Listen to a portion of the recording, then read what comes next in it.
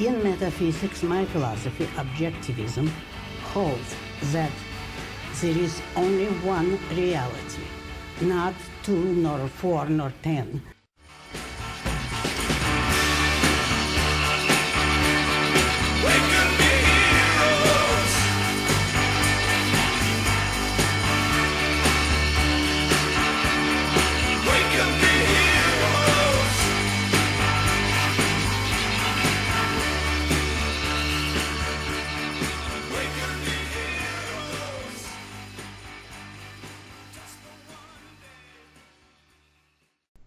Hi everyone and welcome to Reality. This is Lev and I'm here with William. Hello.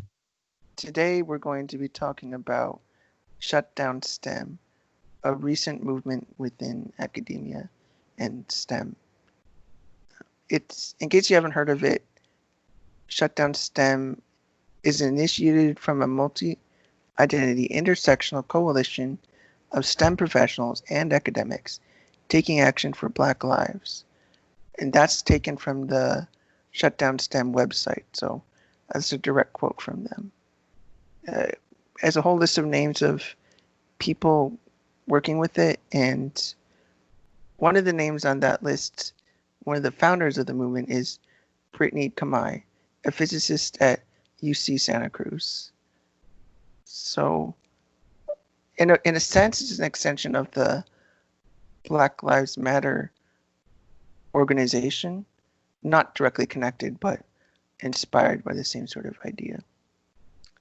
Is there anything else you'd like to add, William, about what it is? Yeah, basically they are calling for, well, they were calling to shut down STEM on a particular day, which was June 10th. So it's already happened, but the idea is basically that everyone in STEM will stop doing business as usual. They won't have any research going on. They won't do any meetings or have any classes on that particular day. So, and that's basically the general idea of the movement, is to go on strike for Black lives and to promote the systemic racism idea within STEM. Mm-hmm. And I think it's a good thing to talk about because I don't think it got much attention. That it probably slipped under many people's radar. It happened one day, and that was that. But I think it's a very concerning thing within social movements these days. That, I mean, shutting down science even for a day has pretty drastic consequences, and not just a minor thing. And it's important to think about, what does it mean to stop doing science? Are they merely striking, or are there unforeseen consequences that they might be overlooking even? The unforeseen consequences are hard to determine, but as they say on their website, STEM professionals do a lot of different things, and they list a bunch of things that they do, and including teach classes and stuff. So what's happening is they're essentially promoting a kind of disintegration of the education system on that day, basically wipe it out. And so that affects students, that affects anyone involved in STEM who doesn't follow the movement. So it's basically all kinds of consequences from this that ripple out, from the strike. And we have to ask ourselves, is it worth it? What is the point of the strike? And should we support it? And I think that could get us to the central question, which is there systemic racism in STEM? Yeah, I think it's important to recognize that these supporters of Shut Down STEM, they're talking about systemic racism specifically, and they think that's the thing they are combating.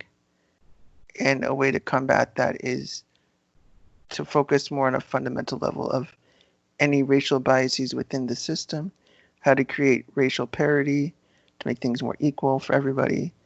I mean, that's really what they're looking at. And so we have to think, their claim is that there is racism within academia and STEM, not just as an explicit, overt, I hate black people sort of thing, but viewing a power structure within academia such that black people and other minorities aren't able to attain as much as others. And that's an unfair and unnecessary disparity between people. So a way to eliminate that is to bring awareness to everything. And when we're aware, we can change the system. And by changing the system, we can eliminate racial disparity and therefore systemic racism and achieve racial equality, whatever that might mean. So what we can look at is, well, what is STEM exactly? What function does STEM have in society? Is it merely a structure that can be altered and you can just swap it with another thing? Or is it a fundamental aspect of functioning modern society? In which case, eliminating that, I mean, you might get rid of racism, but that's like saying if you don't get sick if you don't go outside. Like, you're not going to live a life if you don't create nothing, produce nothing, do nothing. So, I mean, I think science has a much more a fundamental aspect of modern society. What do you see as the value of STEM? First of all, for anyone who's not familiar with the acronym, STEM stands for science, technology, engineering, and mathematics, correct? Correct. So it's basically a combination of all these hard sciences, and that's a broad spectrum of the community, of the society we live in, and it's integral to the Industrial Revolution. It's integral to the way we form society and sustain society today. So I don't know what you would do. What would Western civilization do without science, technology, engineering, and math? I mean, if you shut that down for one day, you're shutting down civilization. Yeah, I think effectively that's what's happening. And I think their belief might be that that racism and these social beliefs underlie everything else, and it's not the foundation. And science is a later development. But I think you and I are claiming that it's not a later development. STEM is itself the fundamental to modern civilization, to the types of society we have with like great medicine compared to 100 years ago and relative freedom to do and say what you want, at least those standard classical liberal values. I mean, science and STEM seems to underlie all that. I know, William, you and I talked before about that STEM itself can be a means to overcome any racism in your environment or in your culture. I mean, like science teaches you about biology, and biology can teach you about why race realism is wrong, or why the belief that there's no real reason to think that black people have any inherent genetic inferiority, or any technology, computer technology. Programming doesn't depend on what somebody thinks. You can program, the rules of programming apply regardless of who you are. Or engineering, you can create buildings and inventions within your culture that without relying on any, say, races to do things for you. Or mathematics mathematics is a universal language in a sense, and it has no racial aspect to it. And these are actually important tools in which to overcome racism, actually. And shutting them down is almost saying, like, I don't want to fight back. I just want you to fix yourself, and I don't want to do anything. Like, all the racists need to fix themselves, and I want to do nothing in response. Yeah, I think it's hard to argue that science is inherently racist. And I'm not sure they make much of an argument for that. They just kind of assert it. Like taking from their website, a quote here, it says, academia and STEM are global endeavors that sustain a racist system where Black people are murdered. I mean, they just assert it. That's a really tenuous, loose link. Yeah, that's a pretty big jump in reasoning there. Yeah. And if you look at the facts, like part of science is just taking facts and polling opinions and that sort of thing as well. And I looked up a Pew Research study from 2018 because I wanted to know what is the actual racial disparity in STEM. And I learned from this study that Blacks make up 11% of the workforce, but only 9% of STEM. Well, that there is only a 2% difference. So it's not much of a racial disparity, especially when you consider that other races have larger or no underrepresentation. So Hispanics, for example, make up 16% of the workforce, but only 7% of STEM. So that's a large difference. But Asians are overrepresented in STEM. So they only make up 10% of society, but 17% of STEM. So it's hard to say that there's this systemic racism, because what are you arguing? I mean, are you arguing that 2% difference with Blacks is systemic? Or are you arguing that 7% difference in the opposite direction with Asians is systemic? It's like the argument doesn't make sense. It only applies maybe to Hispanics. Yeah. That's the one huge difference. Mm-hmm. It's hard to even point to race as the causal factor going on. There's, as anybody would know, even the most ardent social justice warrior would understand that there's a lot of factors going on at once. That you can't just say, oh, it's just race. I mean, if race is a factor, then so is gender, and so is age, and so is sexuality to an extent. I mean, all these things have a factor. I mean, what they would term intersectionality, I would just call like thinking in systems, because no system is only one part. And it's narrowing it down way too much if we only want to talk about racial disparity. There's many other issues within academia that deserve addressing, and I don't think all of those are even racial. It could be like injecting new ideas into whatever science program you're in academia. It's hard to introduce new ideas. That's always been the case. Having a radical theory, you might be seen as a fringe thinker, and it's hard to overcome customs within academia. Like, new ideas are always hard to come by. I mean, that could be a thing we could think of. It's not race per se, but the rigidity of thinking within academia that could create, well, even small differences in disparity, but just enough that you can notice it.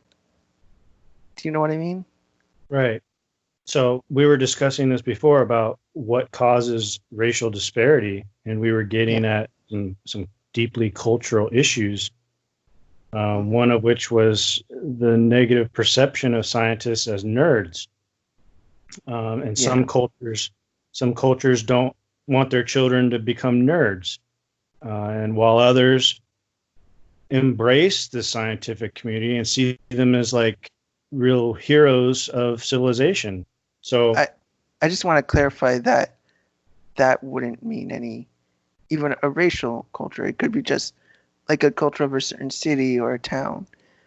Like, I mean, culture doesn't have to always be thousands upon thousands of people. It can be small areas of where you grew up and where you live. That if you grow up among kids who, like, say, nerds or have no social skills, well, as a child, you'll probably avoid science because you think of it as bad. But then we can also look at it at a bigger scale. Like, could certain Black communities promote different ways of thinking about science? Particularly, especially if there's a view that scientists in academia are racist, you might be discouraged from going into academia because of that possibility. Even if that only happens for one person in the entire country, these things can happen, and that's, I think, what we're talking about by a cultural influence. Yeah, we definitely want to distinguish between what we mean by culture, because when I say culture, I don't mean a race. I'm not talking about a race. I'm talking about the ideas that a group of people adopt and spread. So there's this problem with conflating race and culture in the concept ethnicity. And I think that's something objectivists try to fight. It's actually, I think Ayn Rand, I tried to identify it as an anti-concept. And it's a struggle to talk about culture because so many people conflate it with race. Right. But back to the cultural issues, we were talking about just being a scientist itself causes you to be kind of a pariah because you're discovering new knowledge which nobody else has. And so then you, in order to spread that knowledge, you need to argue and debate with everybody. And people don't like it when you challenge their ideas that they've had for years or maybe a lifetime. And then they take offense when you tell them they're wrong. And so scientists have an uphill battle.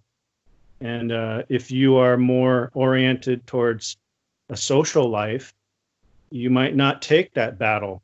You may try to avoid it. Mm-hmm. I mean, that would be a matter of, I think, wanting to deal with that even is just educate people on the value of science. You don't have to be a scientist to value science or see the value in it. I would say even across all the U.S., there's a general cultural issue about science. I'm not sure if many people even understand the value of it, like what it means. Not just like, oh, science, you can cure cancer with science. Like, okay, I mean something deeper, like as a foundation to our society, as crucial to the very existence of everything within our society, even within government. I mean, government can be seen as somewhat of a scientific endeavor. You have to figure out what facts of reality contribute to the best kind of government. And I mean, just that way of thinking is important within our society. And it has no racial specificity to it. Rationality and reason are important regardless of whatever culture you're from. And I'm not sure many people understand that. And that's something to promote about STEM. If you promote those ideas, you might even get rid of any racism that might exist if that is an issue. If you want to fix racism, well, that's a way to do it. You get people to think about reason more, because when you do that, racism stops making sense. Even on an implicit level, like you won't implicitly make assumptions that based on small sample size or something, like assuming that one anecdote means you know something. I mean, these are all things you'd understand better if people understood science. You were making the connection between science and progress, I think. Yeah. And that made me think of Ayn Rand's connection with the Industrial Revolution. She connected reason with the Industrial Revolution because reason is your tool for surviving and figuring out the best way to survive. You have to look at reality and see what works and what doesn't work and apply your knowledge logically to advance your life and survive and find whatever you need to live. And that ultimately leads societies to science and technology and industry, because in order to sustain a huge population, a growing population, you need to make more food, you need to make more tools, you need to build more houses, and you got to do it at a fast pace. So that requires more and more technology and more efficient tools. And better planning. And I think that's really what science is about, is creating what man needs to survive as a growing civilization. If anything, we should have a more STEM day, even more STEM in one day. Yeah. I mean, then you'll even supercharge any progress towards like getting people to think better, think smarter, think wiser. And that's what would stop racism, if anything. If racism really is a problem, or to whatever extent it is a problem, reason can only help. It can only make it better. And I mean, I would agree that it's important to research more about racial issues or just be aware, but it doesn't mean you have to shut down STEM in favor of one or the other. You could do everything at once. It's not like you, as a scientist, you shut down thinking about everything else except your science. I think any good scientist should be able to think in terms of politics too. Even if you look at it historically, science is what eliminates racism institutionally. Charles Darwin was a biologist who discovered natural selection, processes for natural selection, and that helped society get over this idea that man was created by a supernatural being, and he's therefore God has a purpose for each like race, and one's higher than the other because God favors one over the other. I mean, science is what got us out of that mindset where some races are superior to others.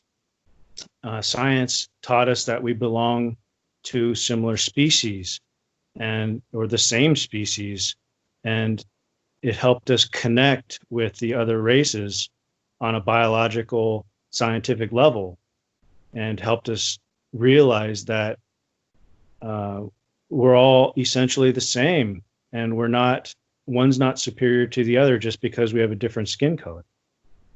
Mm-hmm. And I mean, that is important to recognize. That's a big part of, I mean, that's just a perfect example of how basic science research can make you reach some actual very basic conclusions about other people, that you can't rationalize away the fact that all humans are the same species. You have to come up with ever more convoluted arguments for why one race is superior.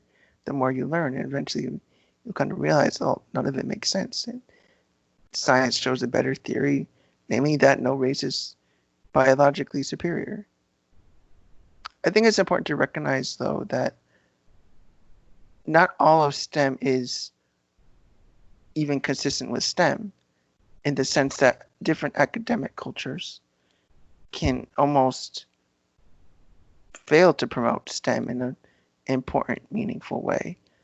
Like, there might be favoritism about, oh, you have your dad paid a lot of money to a school and they are more inclined to let you in. That would be an example of a bias that's bad for STEM, or a bias against new ideas. I mean, that's probably a bias since the beginning of time against new ideas, or what you were saying about scientists being pariahs if they discover something new, or all sort of things like that, where, I mean, there are cultural things within science that should be fought against and pushed back against. But if we apply science and STEM consistently, then we should overcome whatever those issues are. It's a fact of what good science is. And if you fix that, you could also fix any systemic racism. So again, it's not canceling STEM for a few days while we reflect on ourselves. Rather, it's taking what we have now and doing something with it.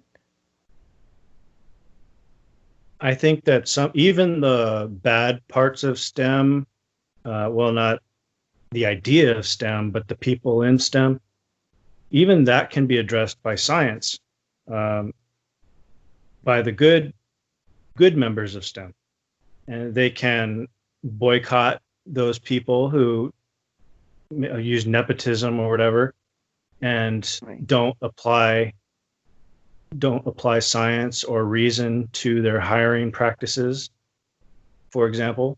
Right. That can be addressed, and we would need some sort of study to see how prevalent that is. I'm sure there's several instances of it, because it's all throughout culture. There's a natural tendency to, hire family members and stuff like that. Do you want to talk about any like the tactical move to gain power over STEM that might be present in this movement? I wouldn't say it's even a tactical move per se to gain power. In some respect, any criticism of a system is seeking a move for power going to the right way, or power to be rightly placed. And I think that in itself is okay. I do think, though, it is a tactical move to create a specific political atmosphere within STEM. I would say that for sure. A political atmosphere of where race and identity underlies almost everything, such that you must focus on that a lot of the time. That your work is always second, how you think about others is always first. That's kind of the political move I see going on. It would take time to see how things turn out, since this was only one day, but that's a concern I have if it rears its head again or gains more attention. I think it is a power play. It's an example of their power. So they're saying, look at what we can do. We can make STEM shut down for a day. And it's kind of like if they tell the NFL to shut down, it's them exerting their power. It's like a threat, and it's getting people to submit. So there was I think the first time I heard about this shutdown STEM was on the Joe Rogan podcast when he was interviewing Brett Weinstein, and Brett Weinstein talked about incrementalism, how this movement is about taking baby steps towards achieving their goal or whatever they want to achieve. And the first step would be shut down for a day, and then maybe have a week, shut down STEM for a week, or use this power they have to then get programs in place to hire based on race, to like get 11% of blacks in the STEM and 16% of Hispanics in STEM, or whatever ratio or percentage they come up with. I'm thinking, what would they do to Asian people? They'll force them out. Yeah, then you have to reduce a quota. You have to reduce the Asian. Yeah, that would be right. Yeah, if that ever did happen. Oh my. So you take 7% of the Asian jobs and give them to the Hispanics. Yeah. So that's the goal, right? Is to use this power they're displaying and compel everyone in STEM to then accept their program. So then they control STEM. Basically, they'll be in charge. Sometimes I wonder if people are making themselves believe their own ideas more so than they actually would otherwise, if it wasn't for heavy race conflicts lately. Like it seems like people might not even realize the logical extent of what they're trying to say. All they seem to want to say, oh, I want racial equality, but the methods of going about it seem far more destructive than what they would gain. That you can, I mean, if you destroy STEM, there's not going to be no racism in STEM because it's gone. It's not there. You can't have racism if it doesn't exist, if the system doesn't exist. It's some like that meme where this guy's pointing at his head, and I could imagine him saying, if we eliminate STEM, there can't be racism in STEM. Yeah. Well, some people don't realize they're in danger until their head has been chopped off. You know, Yeah. it's I don't know. People go through life just focusing on their own problems, and then they go along with whatever the dominant trends are just to get along and keep their job and make some money and raise their family, and then suddenly they're a slave. So I think what I observe, at least on I haven't talked to these scientists specifically who probably have reflected on it more, but I think maybe really young people, like early 20s, would think in terms of, like, yeah, people are just follow the crowd sometimes, and that's probably systemic racism they're talking about, where people follow the crowd and don't really change anything. But as you're saying, it's like they don't, at some point you're going to realize it's all going to go wrong. Like, good intentions, but then when you pan out for like 2 generations, it's actually going to look pretty nasty. That it won't, in fact, is only going to create a new crowd to follow, like a new cultural revolution, where you're just following a new leader, a new cult leader. Brett Weinstein called it the uninventing of America. Basically, they want to just get rid of everything that created America. I think implicitly, yes, that's the implication. It would almost be in the sense that they're thinking, oh, people are forgetting that slavery built America, and slavery, and that's why it's so unjust what has happened within our country. But it's like, well, there's a lot more that also built the country, and you can't just say slavery built the country. There's a huge amount of science that helped build the country, and different political ideas that built the country. You could say slavery built up a lot of things, unfortunately, but we have to acknowledge everything else as well. I understand that view, that perspective, but I kind of disagree with the idea that America was built on slavery. Slavery caused the Civil War. I know, it almost destroyed the country. Yeah. So I understand what they're saying. They're saying slaves helped farm and helped produce, and that's true. But the institution of slavery almost destroyed America, and it's continuing to almost destroy America just from the memory of it. Yes. And we need to separate or distinguish those aspects. On one hand, people who were slaves worked and produced and helped create farms and cities and all kinds of industry and businesses. But it wasn't because of slavery. It wasn't because of the institution of slavery. It was in spite of it. It was despite slavery. Mm-hmm. It was slavery that caused all of our problems, and kind of prevented for thousands of years. Slavery prevented mankind from achieving individual rights. In a way, you could see that sort of after the Civil War and Reconstruction. The South had nothing, and I don't think it was just because they were at war and they were ransacked. I think it's because there was nothing else there besides slavery. And if they had no slavery, there was nothing. There was nothing to be built. There was nothing in the South of value, really, besides whatever slaves literally built. And no slaves, no value. In that sense, but I couldn't say that slaves built America in the North. I mean, no slavery, North was fine. Yeah. And it had been for decades. It was fine. It's just weird to think that, I think as you're saying, slavery only caused to harm the country as a whole and helped maybe a few individuals, but it was harmful in the end.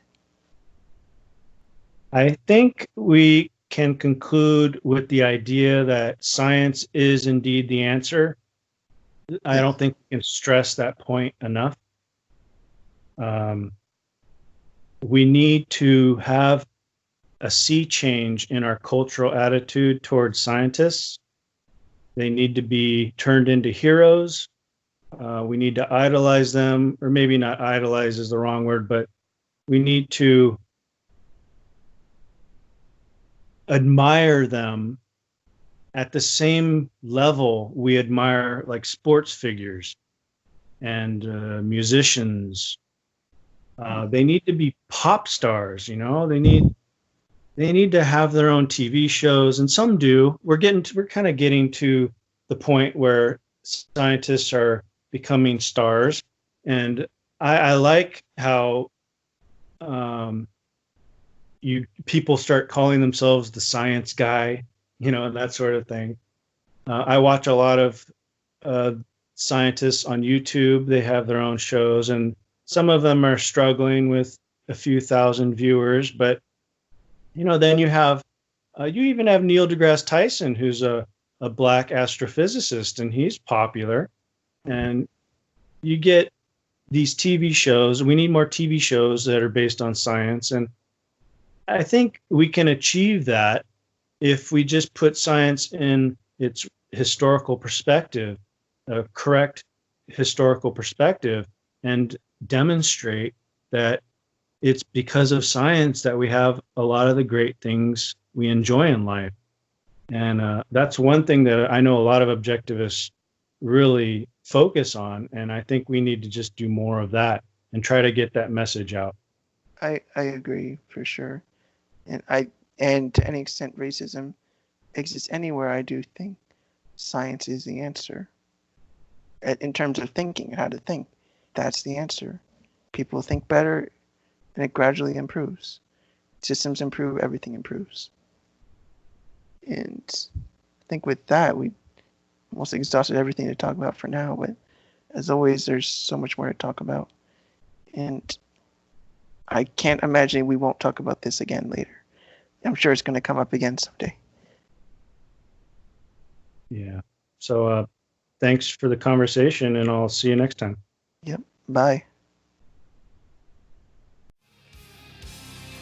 Thank you for watching this episode of Welcome to Reality. Please join us next time for another discussion where we apply philosophical ideas to moral and political action.